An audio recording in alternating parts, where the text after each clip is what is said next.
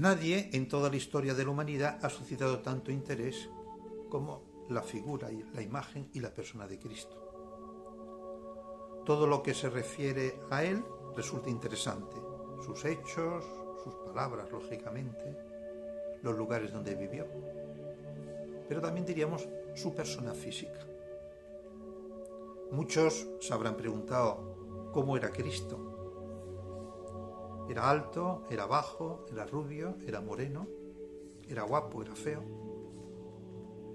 Curiosamente, los relatos evangélicos nada dicen al respecto. Así, como es posible inferir en dichos relatos numerosos rasgos de la personalidad humana de Cristo, porque los mismos evangelistas los recogen, nada puede extraerse que haga referencia a su aspecto y a su figura. Seguramente muchas veces nos hemos planteado esa interrogante, el por qué los evangelistas no nos han legado una descripción física de Cristo. Por eso los artistas han tenido una libertad casi absoluta a la hora de representar al Señor.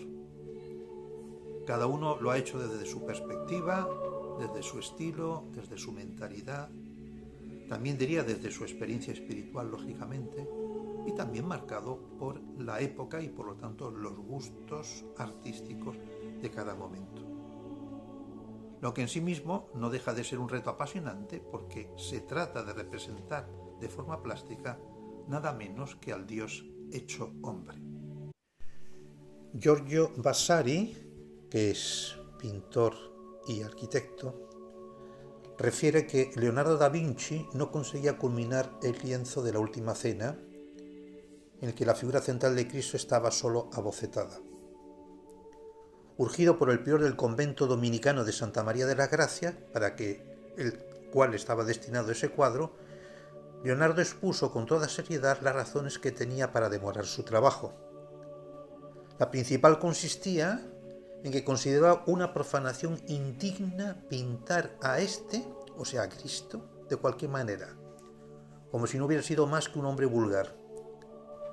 La expresión, la actitud, el contorno, la postura de las manos y el manto que vestía el Redentor en la solemnísima ocasión de la cena con sus discípulos requería para pintarlos no solo una profunda meditación, sino el hallazgo de un modelo que, según iba comprendiendo, no era posible encontrar en el mundo.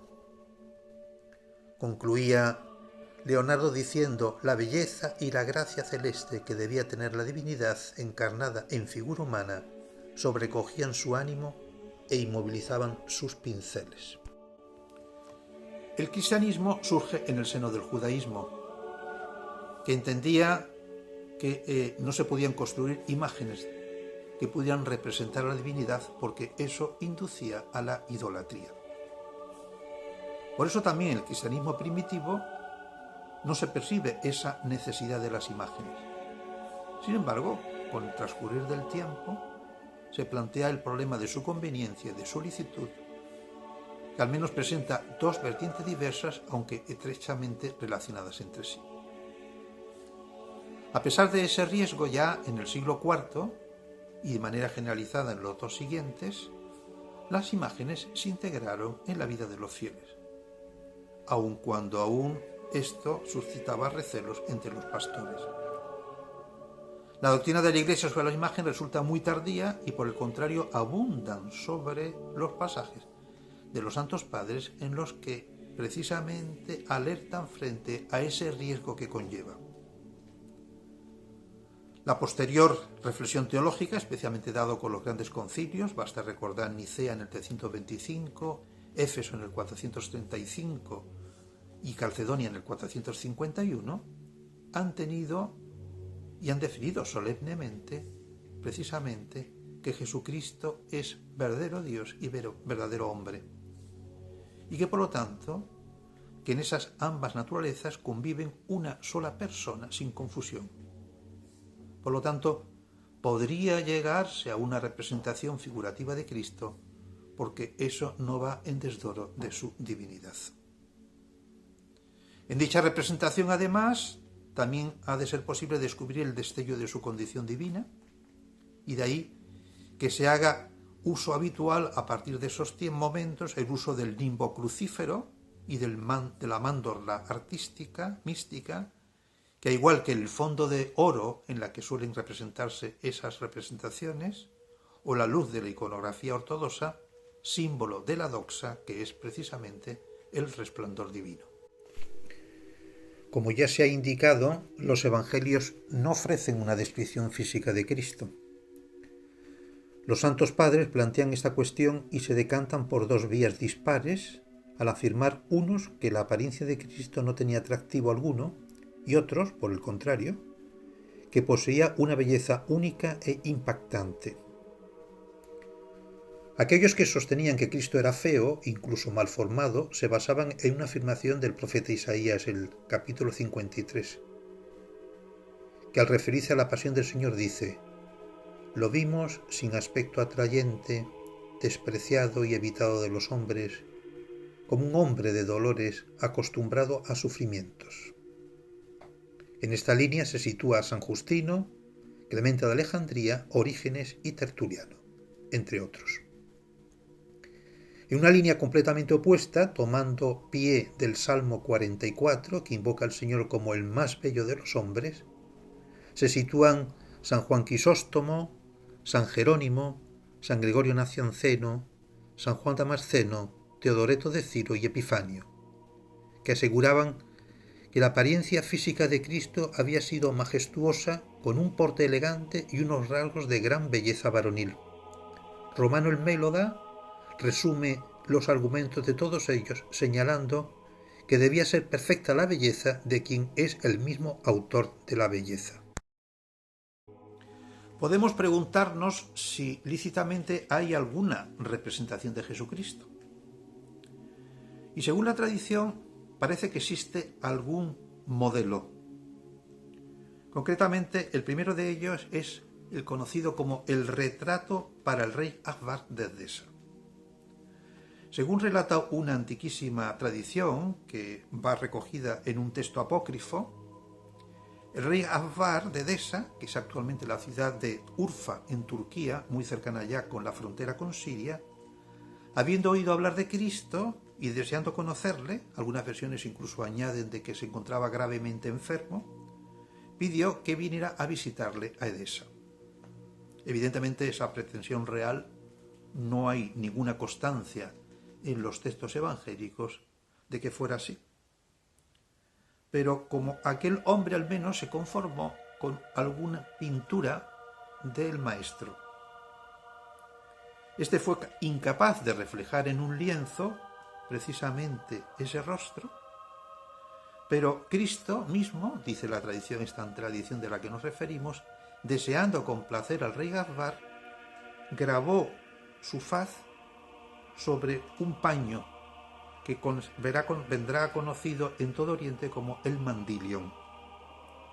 A este retrato auténtico y milagroso lo acompañó con una carta, y al regresar el emisario y enseñar y mostrar al rey la santa faz, este quedó restablecido de inmediato y quedó curado. Tanto el mandilion como la carta parece ser que se conservaban precisamente en la ciudad de Edesa, con otros preciados tesoros que luego fueron llevados más tarde a Constantinopla. Ese mandilion ha dado lugar a una iconografía muy precisa, con ejemplares tan insignes como por ejemplo la Santa Faz de Laon o el Keramion de Novgorod, que se encuentra actualmente en la Galería Treatrikov de Moscú. El segundo modelo viene conocido como el velo de la Verónica. Según refiere un relato apócrifo, una piadosa mujer llamada Berenice o Verónica mandó que le pintaran un retrato para que pudiera gozar de la compañía del Señor, o al menos le consolara la imagen de su figura. Y yendo a llevar el cuadro para que se lo pintara, se encontró con el mismo Señor, que le salió al encuentro, y entonces le devolvió aquel lienzo con su rostro venerable señalado. Más adelante, este relato se acomodó en la secuencia del camino al Calvario, según el cual la Verónica, conmovida por el sufrimiento de Cristo mientras cargaba con la cruz, le limpia con un lienzo su faz, y como agradecimiento de tan piadoso gesto, el Señor dejó grabada su santa faz precisamente en ese lienzo. Esta es la tradición que da lugar a la cuarta estación del ejercicio del Vía Crucis. Estas dos imágenes o estos dos presupuestos presuntamente auténticos de Cristo marcaron el desarrollo de la iconografía de Cristo. Hay que tener en cuenta que muchos autores sostienen que existe una reliquia auténtica que ha conservado los rasgos físicos de Jesús de Nazaret y que ha sido la verdadera fuente de la iconografía más extendida desde antiguo. Nos referimos a la sábana santa o la Santa Síndone, sobre todo cuando a partir de finales del siglo XIX se pudo fotografiar por primera vez y se comprobó que actuaba como un negativo fotográfico y que de esta manera representaba la figura y el rostro de Cristo de una manera absolutamente realista. Aquí no vamos a hacer un estudio de la sábana santa porque no nos corresponde, pero ciertamente el rostro del hombre de la sábana santa coincide en sus rasgos fundamentales con el prototipo iconográfico del Mandilion, surgido en la zona de Siria y transmitido posteriormente con gran fidelidad. Una interesante hipótesis señala o sugiere que este mismo mandilio no sería otra cosa que el rostro de la sábana santa, convenientemente doblado en pliegues necesarios y expuestos en un reliquiario. Habría pasado de Edesa a Constantinopla, donde se custodió en una cámara, al menos hasta la Cuarta Cruzada, donde probablemente de allí fue sustraída, momento en el que pasó a poder de un caballero francés, quien luego la habría entregado de forma secreta a los templarios. Tras la supresión del temple, los descendientes se la habrían entregado a los duques de Saboya, y a partir de ahí ya la historia es conocida. Si se da por cierta la hipótesis de la Santa Síndone, de la sábana santa, entonces se debe afirmar que el rostro del hombre de la sábana santa, que ya era conocido desde antiguo, es precisamente el origen de la iconografía de Cristo. Desde el punto de vista iconográfico, se puede afirmar que las imágenes del rostro de Cristo en Oriente parecen seguir un modelo original por su semejanza, cosa que, por ejemplo, no ocurre con los modelos de la Virgen. Hay otro vídeo mío, precisamente sobre los modelos de San Lucas sobre la iconografía mariana, pero ninguna de esas imágenes reflejan como un cierto prototipo.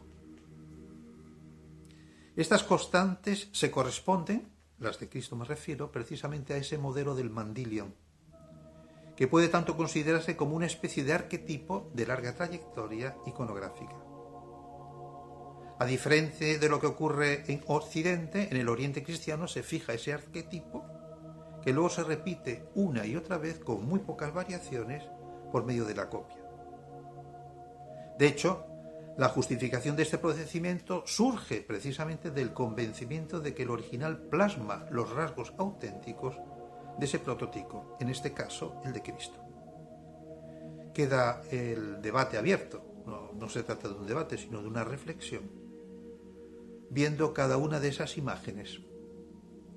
En el fondo, todas esas imágenes de Cristo, también en Occidente, aunque allí son más teatralizadas, o sea, están más reflejadas en el contexto de todo el marco del cuadro, mientras que los iconos nos llevan directamente, generalmente, al rostro de Cristo. Cada una de esas imágenes nos representan el verdadero Cristo, verdadero Dios y verdadero hombre, nacido de María la Virgen, que está sentado a la derecha del Padre y que es nuestro Salvador y Redentor.